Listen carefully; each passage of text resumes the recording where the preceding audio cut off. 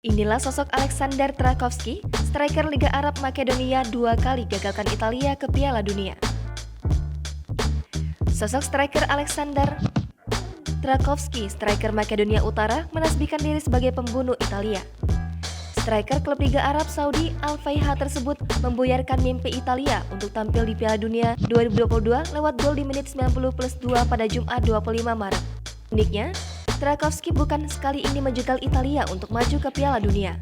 Pada tahun 2018 lalu, dia mencetak gol saat negaranya secara mengejutkan menahan imbang tim Azzurri 1-1 di Turin saat kualifikasi Piala Dunia 2018.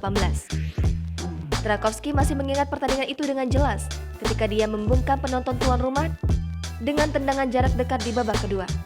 Dan ia membuktikan harapannya itu menjadi nyata. Tarkowski kembali menjadi mimpi buruk Italia di Stadion Renzo Barbera yang merupakan markas Palermo.